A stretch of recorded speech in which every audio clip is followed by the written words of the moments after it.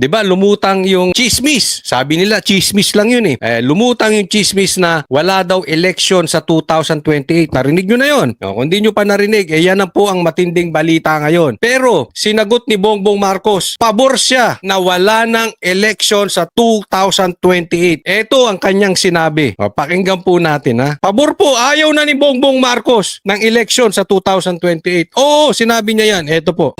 Wanted a no election scenario. I wanted a no election. Allegedly, sir. What? Yan ang reaksyon ng Pangulo ng tanungin ng media kaugnay sa pahayag ng kanyang kapatid na si Senador Amy Marcos. With 13 affirmative votes, 10 negative votes, and 1 abstention, the positions in all the positions in the Senate is hereby declared vacant. Sa presentasyon ni Senador Amy sa Senado, isinusulong umano ang charter change para manatili sa pwesto ang mga nasa kapangyarihan at para hindi makaporma si Vice President Sara Duterte. Nauna ng tinalak. Teka muna, bago tayo mapunta dyan kay Ate Claire, nakita nyo ha? Nakita nyo ang sagot. Nakita nyo ang sagot ni Bongbong Marcos. Ulitin lang natin. Oh. Your sister said that you wanted a no election scenario. I wanted a no election. Allegedly, sir.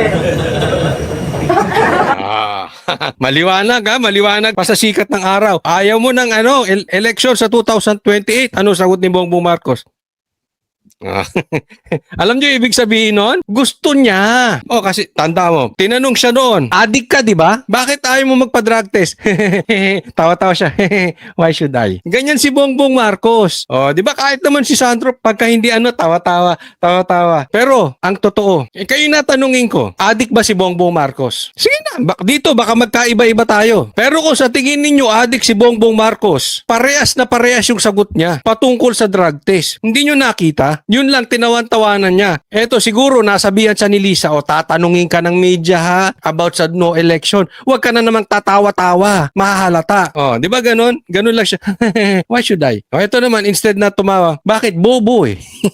Totoo naman, bobo to. Hindi nito kayang sumagot sa media ng on the spot. So para hindi siya mahuli, ganun na lang ang sagot niya. Pero yun ang nakakatakot doon. Obviously, si Bongbong Marcos, pag nagsisinungaling, ganyan ang reaksyon. Diba? Kaya nga, ang tanong ko sa inyo, naniniwala ba kayong adik si Bongbong Marcos? Kasi kung totoong adik si Bongbong Marcos, at ganun ang sagot niya dati, parehas na parehas ang sagot niya ngayon. Kaya ako naniniwala ako, pinaplano at gumagalaw na si Bongbong Marcos para wala tayong eleksyon. Nakakatakot po yan. Tuloy natin dito kay Claire ha. As Officer Claire Castro, aniya, palaking sumusunod sa batas ang Pangulo. Meron tayong batas patungkol sa susunod na eleksyon, 2028. So, nakakasiguro tayo na ang Pangulo ay susunod sa batas. Ang tanongin nyo, kung si Senator Amy ba ay nakakasiguro na ang kanyang sinasabi ay totoo. Yun. Teka muna, hindi niya sinagot ha. Ang tanong, pabor ba ang Pangulo no election? Anong sagot niya? Pwede naman. Hindi syempre siya pabor. Ayaw niya yan. Hindi, ano sinabi niya? Meron po tayong batas. At ang Pangulo ay sumusunod sa batas. According to her, but I don't believe that. Pero kung susundan natin yung kanyang logic, sumusunod si Bongbong Marcos sa batas. Hindi niya dininay na posibleng magkaroon ng no election. Ang sabi niya, susunod si Bongbong Marcos sa batas. Kaya nga papaltan ang batas. Kaya nga gusto nila ng con-as, kung anong as-as yan ang gusto nila. Paiksiin natin. Papalitan nila ang batas para magkaroon ng term extension. So, si Bongbong hindi na lumalabag sa batas. Naintindihan nyo? Kaya baluktot ang sagot nitong si Claire. Hindi diretso. Dagdag pa ni Castro, ang mga paratang kaugnay sa term extension ay diversionary tactic o paglilihis lang sa malalaking issue ng bansa, kagaya ng impeachment trial ni Vice President Sara Duterte, pati na ang kontrobersya sa Senado kaugnay kay Senador Bato de la Rosa. Pasado 1:30 ng hapon. Kaya ito, abangan ninyo. Kasi ang Banateros, meron po kaming mai-interview na kasama mismo doon sa meeting na itong nila Tito Soto na pinag-uusapan mismo itong no election. Abangan po nyo yan. Akala nila makakalusot sila. Hindi po, pinaplano po talagang nila yan. Nang tumulak si Pangulong Bongbong Marcos patungo rito sa Tokyo, Japan para sa 4 na araw na state visit. Kasama niya sina First Lady Liza Marcos at iba pang cabinet officials. Nako, patay na. Mamamatay na naman. Kasama na naman si Lisa. Oy, baka naman ako hindi ko po kayo pinagbibintangan na pumapatay kayo ng tao. Pero nang huling na nagpunta kayo sa ibang bansa, specifically sa Amerika, diyan sa isang sikat na lugar diyan sa Amerika, may namatay. Kasama po, asawa po ng entourage. Di umano kasama sila Lisa. Whether kung sino mang kasama noon nung namatay, one thing for sure, kasama po ng entourage ninyo yung namatay. Baka mamaya, nandiyan na naman kayo sa Japan, may mamatay na naman. Hindi kasi po, nakakahiya na po eh. Nakahiya tayo sa Amerika. Napansin nyo, nung huling pumunta si Bongbong sa Amerika, hindi na sumama si Lisa. Diba? After nun. Hindi ko pinaano yan ha. Public knowledge, kahit naman sa media binalita yan. Nakakahiya kasi po, alis si Bongbong Marcos ng bansa. Wala namang nangyayari. Meron na ba kayo nakitang nagawang tulay? Meron na ba kayo nakitang infrastructure? Meron na bang kakapunta niya sa ibang bansa? Meron bang napala ang Pilipinas? Meron bang na-build na trabaho? Meron bang nagpunta rito ibang bansa, nagtayo man lang na isang negosyo, factory o kung ano-ano man yan? Napapakinabangan ng Pilipino? Wala, nada. Diba? Lokohan tong nangyayari. Sa kanyang departure speech, binigyang diin ng Pangulo ang kahalagahan ng pagbisitang ito. This state visit to Japan is essential. It forms part of a broader foreign policy agenda to forge closer political ties, stronger defense and security cooperation, and more enduring economic partnerships. Nakatakdang makipagpulong si PBBM kay Japanese Prime Minister Sanae Takaichi para pagtuunan ng pansin hindi lang ang defense at maritime cooperation kundi maging ang energy security dulot ng krisis sa Middle East. Sasaksihan din ng Pangulo at ni Japanese Prime Minister ang paglagda ng kasunduan sa trade and investment at sabay na i-anunsyo ang bilateral initiatives sa security at maritime cooperations. I will be advancing Philippine priorities and we will discuss. Ito lang, simple. Ang laki ng problema ng Pilipinas. Biyahe ka ng biyahe. Ang laki ng gastos dyan. Hindi mo nga mabigyan ng trabaho ang mga Pilipino. Ano pang ginagawa mo dyan? Kaliwat kanan na po ang nakawan under your administration. Yung NBI, sinugod ang Senado na sinabi mo, huwag kayong pupunta dyan, umalis na kayo dyan. At ito, ikaw nasa Japan.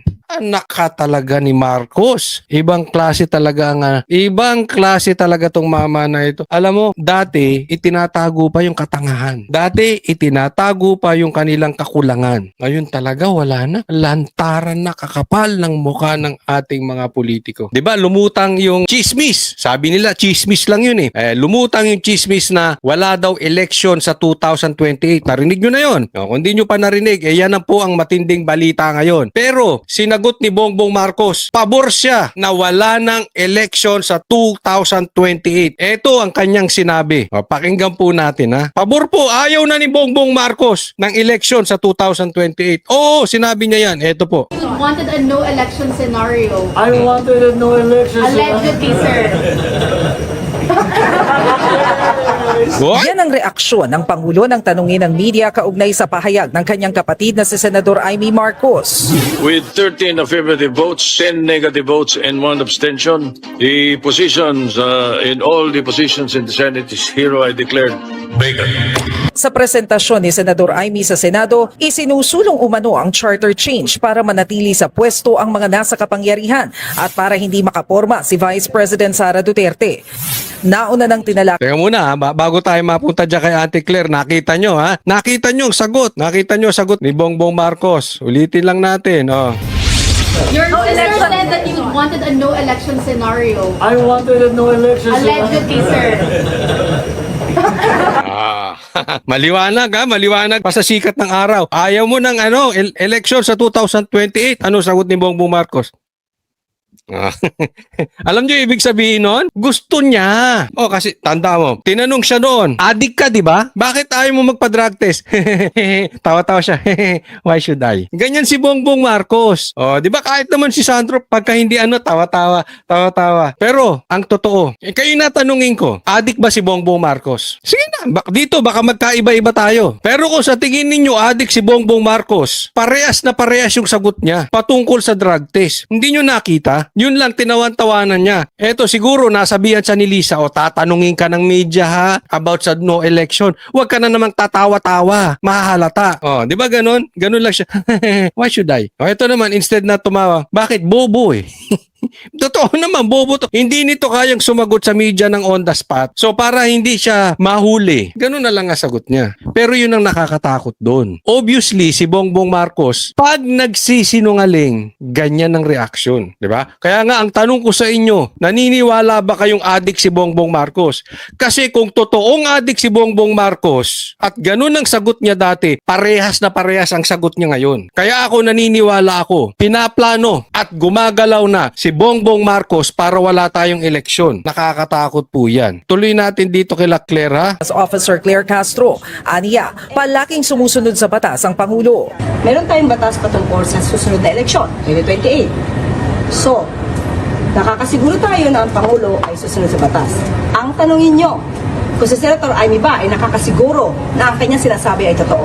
Yon, teka muna, hindi niya sinagot ha. Ang tanong, pabor ba ang Pangulo no election? Anong sagot niya? Pwede naman. Hindi syempre siya pabor. Ayaw niya yan. Hindi, ano sinabi niya? Meron po tayong batas. At ang Pangulo ay sumusunod sa batas. According to her, but I don't believe that. Pero kung susundan natin yung kanyang logic, sumusunod si Bongbong Marcos sa batas. Hindi niya dininay na posibleng magkaroon ng no election. Ang sabi niya, susunod si Bongbong Marcos sa batas. Kaya nga papaltan ang batas. Kaya nga gusto nila ng CONAS kung anong as-as yan ang gusto nila. Paiksiin natin. Papalitan nila ang batas para magkaroon ng term extension. So, si Bongbong hindi na lumalabag sa batas. Naintindihan nyo? Kaya baluktot ang sagot nitong si Claire. Hindi diretso. Dagdag pa ni Castro, ang mga paratang kaugnay sa term extension ay diversionary tactic o paglilihis lang sa malalaking issue ng bansa, kagaya ng impeachment trial ni Vice President Sara Duterte, pati na ang kontrobersya sa Senado kaugnay kay Senador Bato de la Rosa.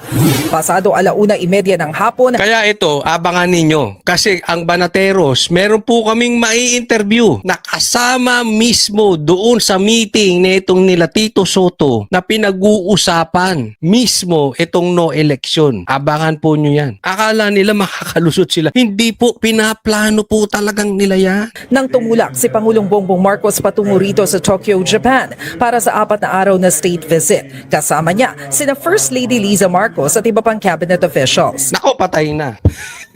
Mamamatay na naman. Kasama na naman si Lisa. Oy, baka naman ako hindi ko po kayo pinagbibintangan na pumapatay kayo ng tao. Pero nang huling na nagpunta kayo sa ibang bansa, specifically sa Amerika, diyan sa isang sikat na lugar diyan sa Amerika, may namatay. Kasama po, asawa po ng entourage. Di umano kasama sila Lisa. Whether kung sino mang kasama noon nung namatay, one thing for sure, kasama po ng entourage ninyo yung namatay. Baka mamaya nandiyan na naman kayo sa Japan, may mamatay na naman. Hindi kasi po, nakakahiya na po eh. Nakahiya tayo sa Amerika. Napansin nyo, nung huling pumunta si Bongbong sa Amerika, hindi na sumama si Lisa. Diba? After nun.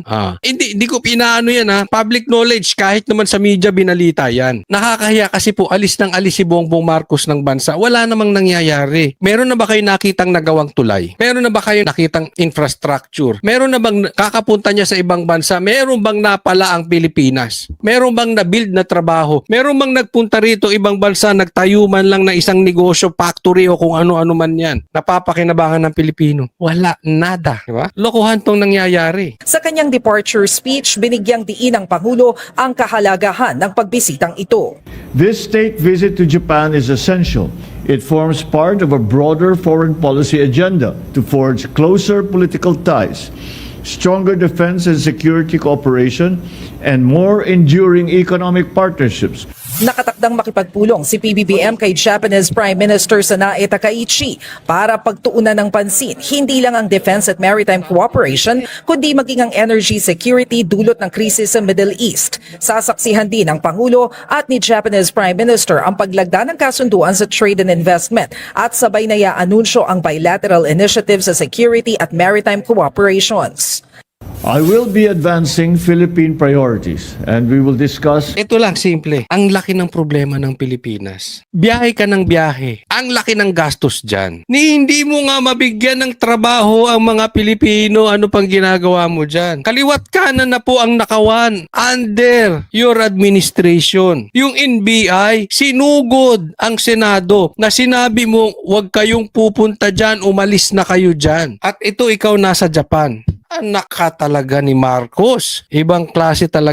Ibang klase talaga tong mama na ito. Alam mo, dati itinatago pa yung katangahan. Dati itinatago pa yung kanilang kakulangan. Ngayon talaga wala na. Lantaran na kakapal ng mukha ng ating mga politiko.